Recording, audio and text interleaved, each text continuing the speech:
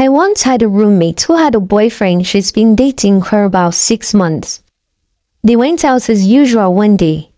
Now, whenever she goes out with him, he usually drops her off. But on this fateful day, she went out with him at about 5 p.m. and at 8 p.m., she came home on her own, crying. She was in distress. I couldn't help but ask what happened. And she told me they had an argument where they went out, and on their way back, he just suddenly parked in the middle of nowhere and asked her to get out of the car.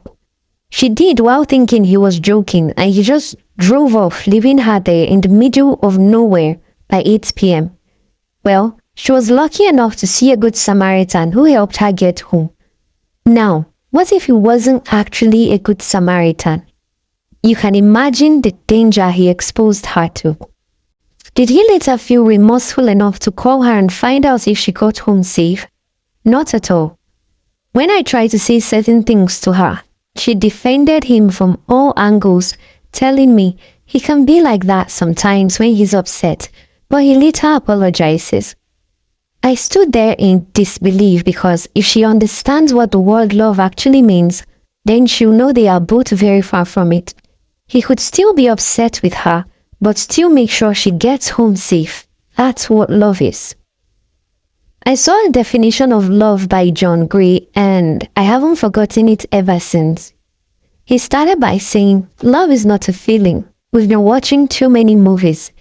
We'll be saying, I just feel something. That's not love. Because let me tell you, love is what you do in spite of what you feel. And if you really think about it, you'll see that this definition simply sums up what love really is. The Bible in 1 Corinthians 13 says, love is patient, love is kind. It does not envy, it does not boast, it is not proud, it does not dishonor others, it is not self-seeking, it is not easily angered, it keeps no record of wrongs. Love does not delight in evil, but rejoices with the truth. It always protects, always trusts, always hopes, always perseveres. In the end, love never fails. And yes, love never fails. If it fails, then it wasn't love to begin with. Yes, I said it. Because God Himself is love, and God can never fail. A few times I've heard people say things like, if these two people could get divorced or break up, then why do they say love never fails? Well, trust me when I say we're mistaking a whole lot of other things for love. There are some things that looks a whole lot like love, such as lust, infatuation, comfort, security, attention, and a whole lot more. So whenever a relationship fails, check it, and you realize that the foundation was never really love to begin with. Probably infatuation mistaken for love, or just a transaction between two people who came together and decided to call it love.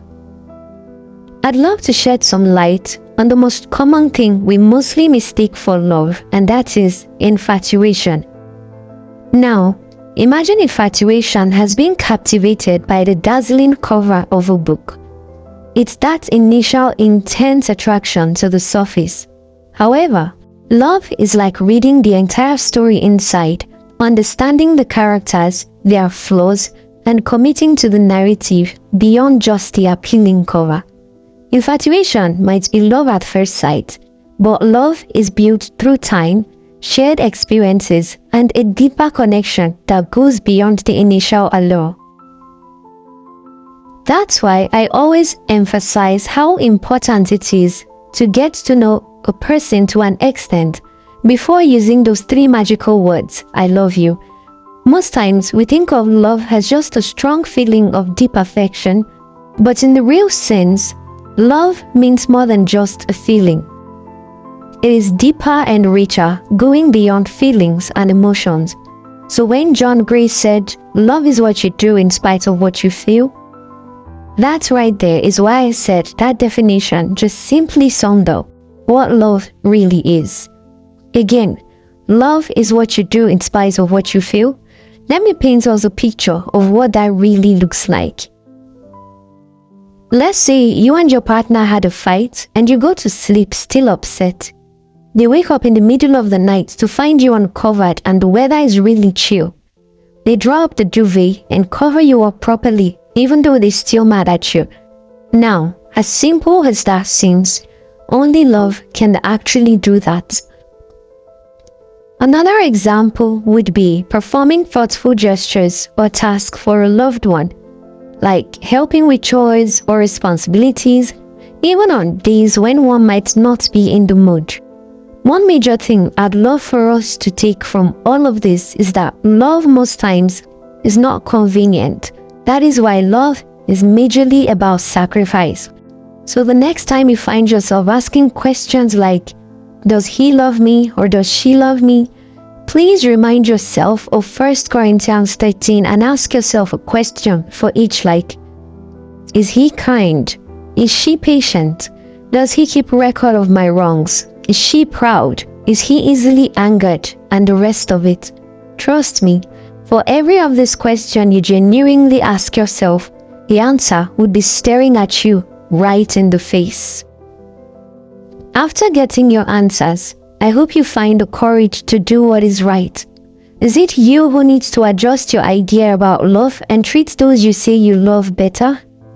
Or is it you finally realizing that you're not getting the love you deserve and it is time to make a change?